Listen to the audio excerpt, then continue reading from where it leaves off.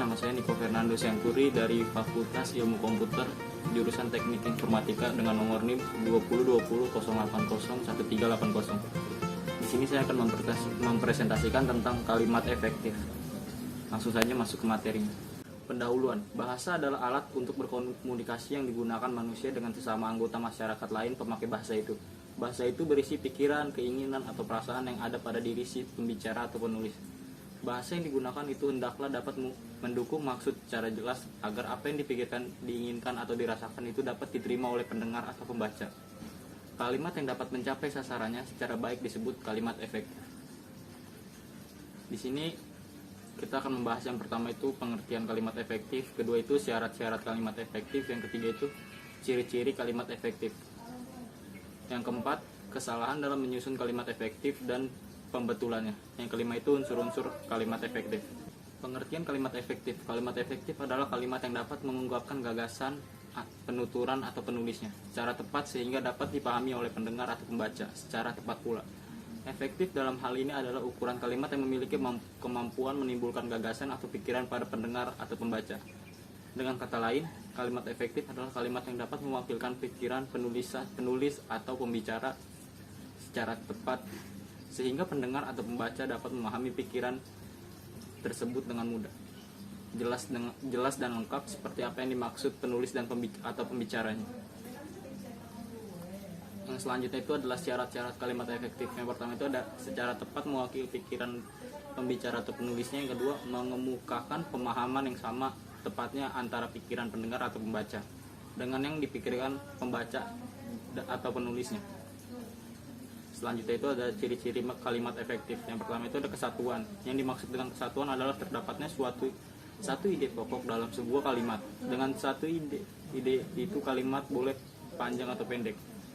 Menggabungkan lebih dari satu kesatuan, bahkan dapat mempertentangkan satu sama lainnya, asalkan ide atau gagasan kalimatnya tunggal. Contoh kalimat yang tidak jelas kesatuan gagasannya. Pembangunan gedung sekolah baru, pihak yayasan dibantu oleh bank yang memberi kredit. Terdapat subjek ganda dalam kalimat tunggal ini. Contoh kalimat yang jelas kesatuan gagasannya yaitu pihak yayasan dibantu oleh bank yang memberi kredit untuk membangun gedung sekolah baru. Yang kedua itu kepaduan atau koherensi. Yang dimaksud koherensi adalah hubungan yang padu antara unsur-unsur pembentuk kalimat. Yang termasuk unsur pembentuk kalimat adalah kata, frasa, klausa, serta tanda baca yang membentuk SPO, dan kalimat. Setiap pengendara mobil di Kota Jakarta harus memiliki surat izin mengemudi. Contoh kalimat yang unsurnya tidak koheren adalah sebagai berikut. Kepada setiap pengendara mobil di Kota Jakarta harus memiliki surat izin mengemudi. Di sini tidak mempunyai subjek dan subjeknya tidak jelas. Contoh kalimat yang unsur-unsurnya koheren. Koherensi adalah setiap pengendara mobil di Kota Jakarta harus memiliki surat izin mengemudi. Selanjutnya yang ketiga itu adalah keparalelan. Yang dimaksud dengan keparalelan atau kesejajaran adalah terdapatnya unsur-unsur yang sama derajatnya, sama pola atau susunan kata dan frasa yang dipakai di dalam kalimat. Umpamanya, dalam sebuah perincian, unsur pertama menggunakan verba, unsur kedua dan seterusnya juga menggunakan verba. Jika bentuk pertama menggunakan nomina, bentuk berikutnya juga harus nomina. Contoh kesejajaran atau paralelisme yang salah. Kegiatan di perpustakaan meliputi pembelian buku, membuat katalog, dan buku-buku di library. Nah, yang selanjutnya itu contoh kesejajaran atau paralelisme yang benar. Kegiatan di perpustakaan meliputi pembelian buku, pembuatan katalog, dan pelabelan buku. Lanjut yang keempat adalah penekanan. Yang dimaksud dengan penekanan adalah suatu perlakuan khusus menonjolkan bagian kalimat sehingga berpengaruh terhadap makna kalimat secara keseluruhan. Cara yang dipakai untuk memberi perlakuan khusus pada kata-kata tertentu ada beberapa, yaitu satu, dengan meletakkan kata yang ditonjolkan itu di awal kalimat. Yang kedua, dengan melakukan pengulangan kata atau repetisi. Yang ketiga, dengan melakukan pengontrasan kata kunci. Yang keempat, dengan menggunakan partikel atau penegas. Yang kelima itu ada kehematan. Yang dimaksud dengan kehematan ialah menghindari pemakaian kata yang tidak perlu. Hemat tidak berarti harus menghilangkan kata-kata yang dapat memperjelas arti kalimat. Hemat di sini berarti ekonomis. Tidak memakai kata-kata mubazir, tidak mengulang-ulang subjek, tidak menjamakan kata yang sudah berbentuk jamak. Dengan hemat kata-kata diharapkan kalimat menjadi padat berisi. Contoh kalimat yang tidak hemat. Saya melihatnya dengan mata kepala saya sendiri bahwa mahasiswa itu belajar seharian dari pagi sampai petang. Itu kalimat yang tidak hemat. Contoh kalimat yang hemat adalah saya melihat sendiri mahasiswa itu belajar seharian. Selanjutnya itu yang keenam itu kelogisan. Yang dimaksud dengan kelogisan ialah mengupayakan agar ide kalimat masuk akal. Logis dalam hal ini juga menuntut adanya pola pikir yang sistematis, runtut, teratur dalam perhitungan angka dan penomorannya. Sebuah kalimat yang sudah benar strukturnya, sudah benar pula pemakaian tanda baca, kata dan frasa dapat menjadi salah karena maknanya tidak masuk akal atau lemah dari segi logika. Perhatikan contoh kalimat lemah dari segi logika berbahasa berikut ini. Yang pertama itu, kambing sangat senang bermain hujan, padahal kambing tergolong anti air. Yang kedua itu, karena lama tidak di asrama putra, anaknya semua laki-laki. Apa hubungan tinggal di asrama putra dengan mempunyai anak laki-laki? Yang selanjutnya itu, uang yang bertumpuk itu terdiri atas pecahan ratusan, puluhan, 10.000, 50 ribuan, 20 ribuan. Di sini tidak runtut dalam merincikan sehingga lemah dari segi logika.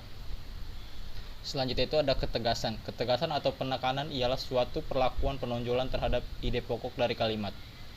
Untuk membentuk penekanan dalam suatu kalimat ada beberapa cara, yaitu yang pertama itu meletakkan yang ditonjolkan itu di depan kalimat atau di awal kalimat. Contohnya, harapan kami adalah agar soal ini dapat dibicarakan lagi pada kesempatan lain. Yang kedua itu membuat urutan yang bertahap. Contohnya itu bukan 1.000, sejuta, atau 100, tapi berjuta-juta rupiah telah disumbangkan kepada anak-anak terlantar.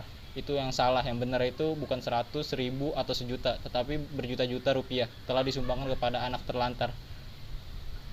Yang ketiga itu melakukan pengulangan kata atau repetisi. Contohnya, cerita itu begitu menarik, cerita itu sangat mengharukan. Selanjutnya itu yang keempat, melakukan pertentangan terhadap ide yang ditonjolkan. Contohnya itu, anak itu bodoh tetapi pintar. Yang kelima itu mempergunakan partikel penekanan atau penegasan seperti partikel lah, pun, dan kah. Contohnya, dapatkah mereka mengerti maksud perkataanku? Nah, yang selanjutnya itu, dialah yang bertanggung jawab dalam menyelesaikan tugas ini. Yang selanjutnya itu kesalahan dalam penyusunan kalimat efektif dan pembentulannya. Pleonastis atau pleonasme adalah pemakaian kata yang mubazir atau berlebihan yang sebenarnya tidak perlu.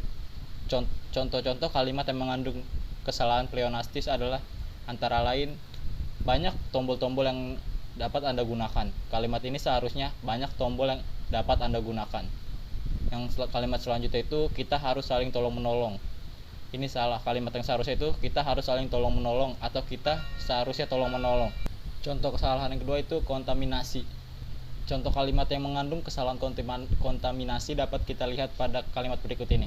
Fitur terbarunya Adobe Photoshop ini lebih menarik dan bervariasi. Kalimat tersebut akan menjadi lebih efektif apabila akhiran pakaiannya dihilangkan, sehingga menjadi fitur terbaru Adobe Photoshop ini lebih menarik dan bervariasi.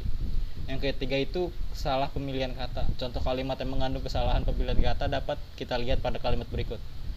Saya mengetahui kalau ia kecewa. Itu seharusnya itu saya mengetahui bahwa ia kecewa.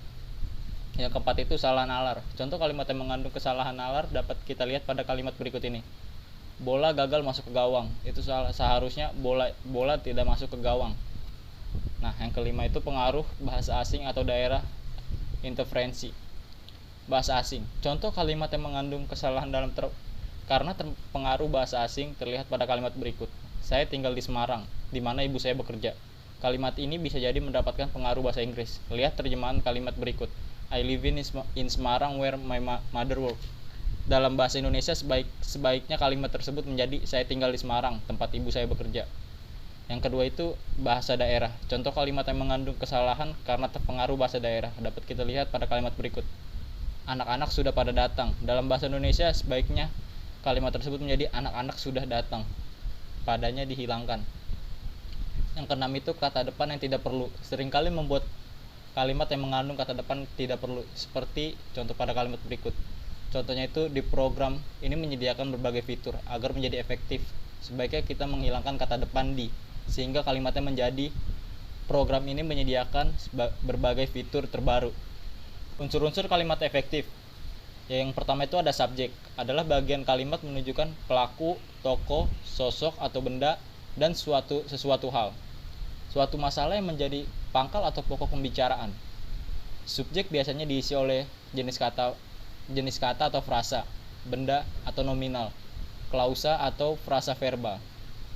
Yang kedua itu ada predikat. Predikat adalah bagian kalimat yang memberitahu melakukan atau tindakan apa atau dalam keadaan bagaimana.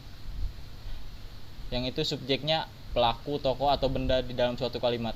Yang ketiga itu ada objek. Objek adalah bagian kalimat yang melengkapi P atau predikat. Objek pada umumnya diisi oleh nomina, frasa nominal atau klausa. Letak objek selalu di belakang predikat yang berupa verba transitif, yaitu verba yang menurut wajib hadirnya objek. Yang selanjutnya itu ada pelengkap. Pelengkap atau komplement adalah bagian kalimat yang melengkapi P atau predikat. Letak pelengkap umumnya di belakang predikat yang berupa verba. Yang selanjutnya itu ada keterangan. Keterangan adalah bagian kalimat yang menerangkan berbagai hal mengenai bagian kalimat yang lainnya. Unsur keterangan dapat berfungsi menerangkan SPO, yaitu subjek, predikat, dan objek. Dan pelengkap, posisinya bersifat bebas, dapat di awal, di tengah, atau di akhir kalimat. Sekian materi presentasi dari saya. Bila ada salah kata mohon maaf. Wassalamualaikum warahmatullahi wabarakatuh.